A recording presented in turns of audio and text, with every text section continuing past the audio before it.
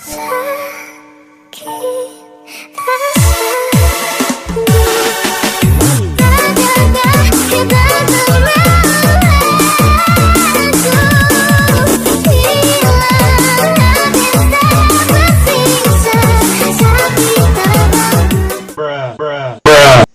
said she coming with a bag, with a bag, with a young coming with a bag, with a bag, with a young coming with a bag, with a bag, with a.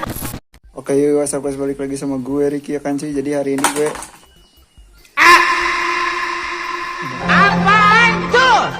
Oke, yuk WhatsApp guys, balik lagi sama gue Ricky ya kan cuy. Guys, jadi kita bakal bikin konten pasang spakbor RMZ sama papan nomor RMZ. Nah, kayak gini kurang lebih spakbor RMZ, papan nomor RMZ sama spakbornya kayak gini cuy. Jadi lebih panjang musim hujan sekarang. Jadi kalau pakai spakbor CRF 110 itu nyiprat parah sampai ke muka-muka juga kotor cuy. Jadi karena hal demikian maka kita harus ganti pakai spakbor yang lebih panjang.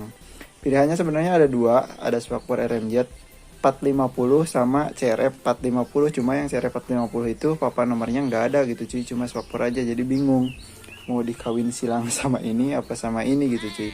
Dulu pernah sama ini, cuma sekarang kayak bosen aja gitu cuy. Jadi mungkin kita pakai dua-duanya, pakai RMZ 450 aja gitu cuy. Nah, jadi untuk pemasangan pasti spakbornya emang udah pernah dipasang. Jadi untuk bolongan yang atas ini bawahnya dari sananya ori RMZ nya kayak gini bolongnya. Nah, ini customan sama yang ini. Kalau ini dari sananya ada juga bolongan. Jadi yang bakal kita pakai bolongannya nanti yang bagian depan. Ini sebenarnya enaknya pakai supermoto itu kayak gitu cuy. Jadi spakbornya, papan nomornya bisa pakai motor apa aja, walaupun motor kalian itu bukan KLX ya. Mau D-Tracker, mau CRF, mau WR, itu sama aja. Cara pemasangannya kayak gitu, tinggal custom bolongan doang. Nah, tinggal dipasin sama baut yang ada di USD ataupun shock kalian gitu cuy. Mau itu tele ataupun USD itu sama aja, kalian bisa pasang gitu cuy. Nah, kalau untuk papan nomor, nah ini kan di bagian sini udah ada kayak pengunci gitu ya, dua, sama bagian atas juga ada kayak gini ke atas. Nah, di sini juga bolong, udah bolong dari sananya ya, tengah udah bolong. Nah, kita nanti tinggal masukin kayak gini di sini. Nah, ini udah PNP banget karena emang ini pasangannya gitu cuy. Agak sulitnya ya paling bolongan ini doang. Harus pakai bor atau enggak pakai kalau gue dulu paku yang dipanasin gitu, obeng yang dipanasin terus tusuk sini. Maka bolongannya agak kayak gini. Kalau pakai bor agak lebih rapi lagi gitu. Nah, sama bolongan ini cuy. Nah, kalian mau pasang, coba pasin aja. Biasanya 2 baut juga udah kuat ya. Kalau emang pas di 4 bautnya kalian bisa bolongin di spakbornya 4 baut. Cuma kalau emang nggak pas, kalian bisa pakai 2 baut aja. Sebelum bolongin itu harus pasin sama ini nih, sama drat baut yang 4 ini.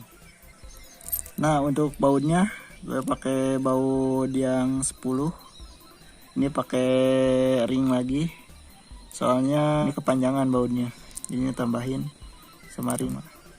Nah, 2 ya, gue pakai 2 aja udah cukup lah.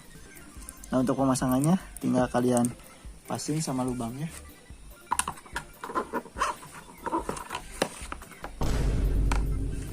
Ya, untuk di baut kita bagian depan, bagian baut yang depan, bagian sini cuy, tinggal dipasin aja sama baut sama spakbornya, sama bolongan di spakbor sama bolongan di USD.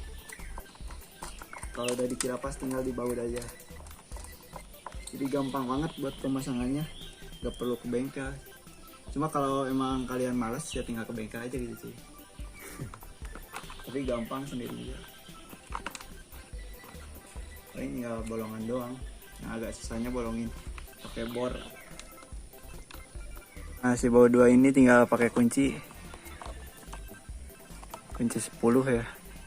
Nanti kita kuatin lagi pakai kunci 10.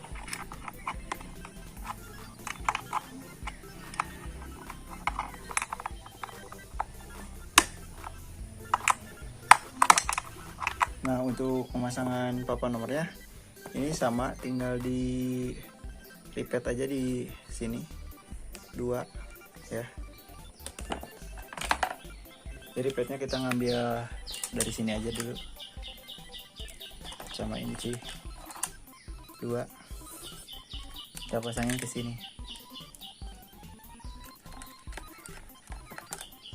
Sama ke sini juga. Kalau di motornya tinggal di tiplek kalau emang udah PNP, karena ini pasangan dari spakbornya. Jadi untuk pemasangan tinggal kayak gini.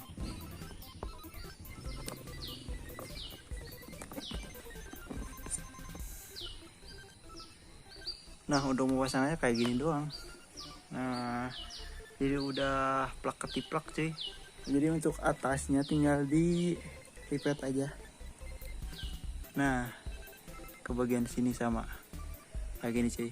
Nah, ini dia untuk kabatisnya dari sini, bolongan sini, kabatisnya ke sini. Nah, ke USD lagi jatuhnya ke sini cuy. Nah, ini dia kabatisnya. Begitupun yang kanan nantinya ke sini juga ya. Jadi untuk pemasangan ini sangat-sangat mudah cuy.